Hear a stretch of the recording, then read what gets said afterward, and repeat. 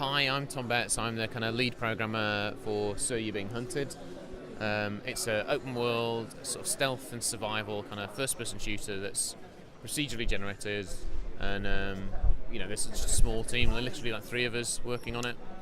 And this is the first time we've been able to get it out to people to play in public.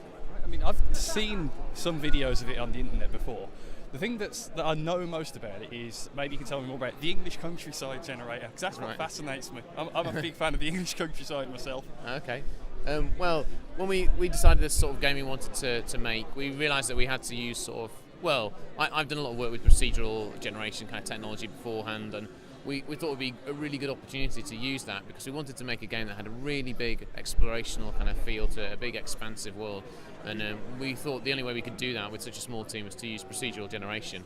And we also wanted it to be a kind of world that was sort of stylistic and unique in a way. So instead of like basing it on something kind of more standard, like, kind of, I don't know, sort of a military type of scenario or something like that, we thought we'd base it on something we knew really well, which is basically the English countryside, because we're all from sort of rural areas, and it's something we're kind of quite familiar with. So I was sort of tasked with the idea of trying to produce that using, I guess, programming, mathematics. Okay, cool.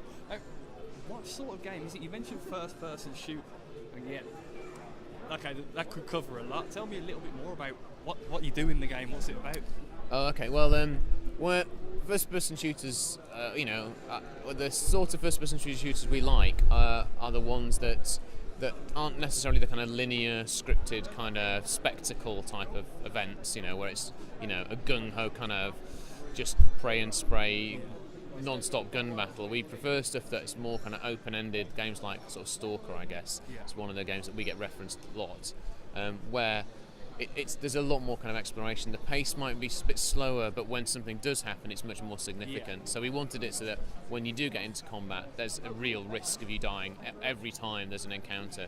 You're never really at the point where you're kind of invincible, so you have to kind of constantly be aware of like your vulnerabilities, what you've actually got as your resources, and how to make use of them. Okay, cool. I mean, big fan of the Stalker series myself, so yeah. It also reminds me a little, looking at it, of Pathologic, slightly. Okay, looks, seeing that guy running around there, he looks a lot more funny than anything I've seen in Pathologic, but yeah. Yeah, well, there's a kind of bleakness to it. There's a sort of slightly surreal nature to it as well.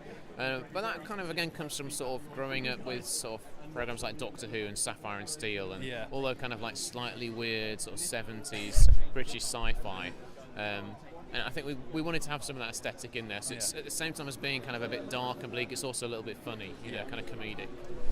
The name So You're Being Hunted, I guess that's something to do with the game. Yes. Yeah. So, all right, you're being hunted. What's going on?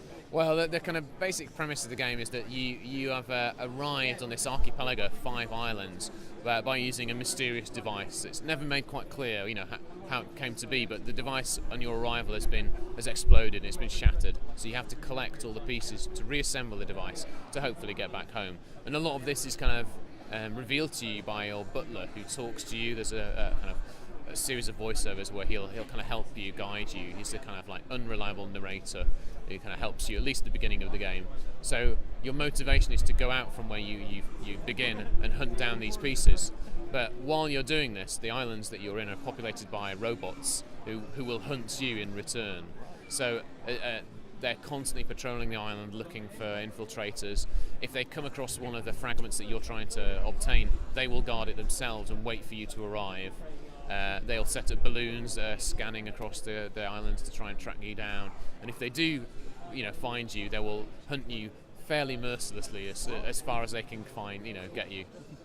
When are we expecting to see this out then? Well, the Kickstarter backers who've pledged to the early access tier will get a version of it sometime next month, hopefully in the first half of next month. Then we expect to have at least a month of like fixes when they feed back to us, maybe a little bit more, and then the pre-orders will also gain access to kind of alpha builds. And then we're kind of in discussion with various sort of distribution sort of partners, I guess, to get the kind of final version out.